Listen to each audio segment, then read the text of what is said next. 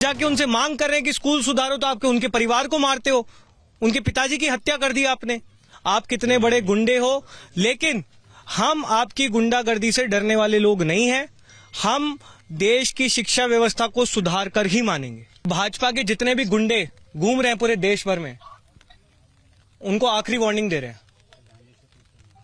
सुधर जाओ वरना सुधार दिए जाओगे। নিহত ছেলে সিজেপির সদস্য আব্দুল হাফিজের দাবি, দিল্লিতে ককরোচ জনতা পার্টির ধর্ণা কর্মসূচিতে অংশ নেওয়ার পর ২৭শে জুলাই ইন্দাসের বাড়িতে ফেরেন তিনি। এরপর স্থানীয় করিসুন্ডা প্রাথমিক বিদ্যালয়ের অব্যবস্থা নিয়ে প্রধান শিক্ষকের সঙ্গে কথা বলেন আব্দুল। অভিযোগ, এরপরই ১৩ই আগস্ট তার বাড়িতে চড়াও হন বিজেপির কর্মীরা। দিল্লি প্রোটেস্ট থেকে যা গেছি, এসে এখানে আসার পর এখানে এসেই মারধর, চড় থাপ্পড়ে আমার বাবা ছাড়াতে এসেছে। আর বাবাকে মেরেছে, মাথায় মেরেছে, শাবল নিয়েছিল। ওরা বিজেপির হয়েই কাজ করতো, বিজেপির কার্যকর্তাই ওরা ছিল। যদি এটা অপরাধ, স্কুল ঠিক করা অপরাধ হয়, তাহলে আমি অপরাধ করেছি, আর এরকম অপরাধ আমি বারবার করব। বাঁকুড়া পুলিশের তরফে অবশ্য পোস্ট করে দাবি করা হয়েছে যে ১৩ তারিখের হামলায় মৃত মাফিকের সামান্য চোট হয় এবং কোনো প্রাণঘাতী আঘাতের জেরে তার মৃত্যু হয়নি। এই ঘটনায় ইতিমধ্যে গ্রেফতার করা হয়েছে ৮ জনকে। তাদের মধ্যে অষ্টম মাঝি নামে একজন বিজেপির প্রাক্তন বুথ সভাপতি এবং শেখ আসাদ ও শ্রীকান্ত মাঝি, এরা দুজন বিজেপির সমর্থক বলে পরিচিত। তদন্তের মতো চলবে, আইনের মতো চলবে। দোষী যারা, তাদের শাস্তির ব্যবস্থা করা হবে, কিন্তু এর সাথে কোনো রাজনীতি নেই। এই খুনের সাথে অহেতুক রাজনীতি যুক্ত করার কোনো যৌক্তিকতা নেই। এই দিন সকালে নিহতর বাড়িতে যায় কালীঘাট তৃণমূলের স্থানীয় প্রতিনিধি দল। তাদের মারফতে নিহত ছেলের সঙ্গে কথা বলেন মমতা বন্দ্যোপাধ্যায়। খুবই দুঃখজনক ঘটনা। এরা তো সবাইকেই মেরে দিচ্ছে, যা ইচ্ছে তাই করছে, জঘন্যতম একটা রাজত্ব চলছে। আমি তোমাকে এটুকু বলতে চাই, তোমাদের পরিবারের পাশে আমরা ছিলাম, আছে, থাকবো। এই দিন সকালে নিহতর বাড়ি যায় এসএফআই এর প্রতিনিধি দল। খানিক বাদে সিজেপি প্রতিনিধিদের সঙ্গে সেখানে পৌঁছয় সিপিএম নেতৃত্ব।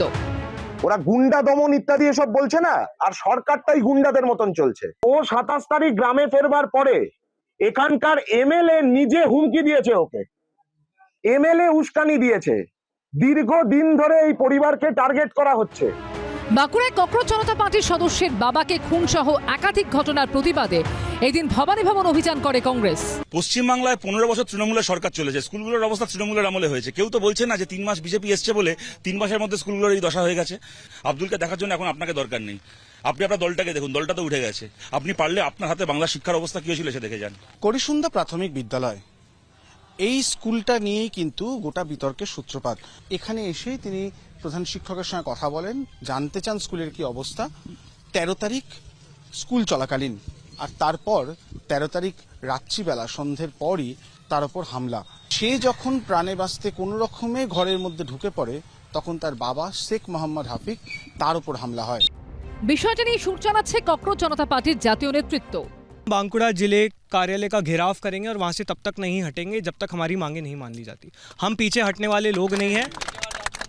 हम इसके परिवार को, अब्दुल के परिवार को इंसाफ दिलाकर ही दम लेंगे। কেউ যদি একটা মুভমেন্টে অংশগ্রহণ করেন, তার জন্য তার বাড়ির লোককে যদি আক্রান্ত হতে হয়, সেটা মোস্ট আনফরচুনেট। তো যারা ম্যান্ডেট পেয়েছেন তাদের এটা নিশ্চিত করা দরকার যে এই ধরনের ঘটনা যাতে না ঘটে, বা ঘটে থাকলে যারা ঘটিয়েছেন তাদের যেন দৃষ্টান্তমূলক শাস্তি দেওয়া হয়। তবে কোনো ক্ষতিপূরণ নয়, এলাকায় বাবার নামে একটা স্কুল হোক, এটাই এখন চাইছেন সদ্য পিতৃহারা এই সিজেপি সদস্য। আমার বাবার নামে একটা ওয়ার্ল্ড ক্লাস স্কুল বানানো হোক আমাদের রাজ্যের মধ্যে। এডুকেশন সিস্টেম আস্তে আস্তে শুধরাবে। অন্যদিকে বাঁকুড়া জেলা পুলিশের তরফে সোমবার সমাজ মাধ্যমে পোস্ট করে দাবি করা হয়েছে যে নির্মম অত্যাচারের কারণে সিজেপির আন্দোলনে অংশগ্রহণকারী যুবকের বাবার মৃত্যু হয়েছে বলে অভিযোগ ভিত্তিহীন ও মিথ্যে। দুষ্কৃতীরা বাবা ও ছেলেকে মারধর করেছিল ঠিকই, কিন্তু তার জেরে সামান্য আহত হন মৃত শেখ মাফিক।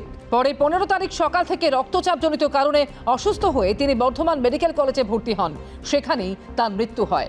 এবিপি আনন্দ, এগিয়ে থাকে, এগিয়ে রাখে।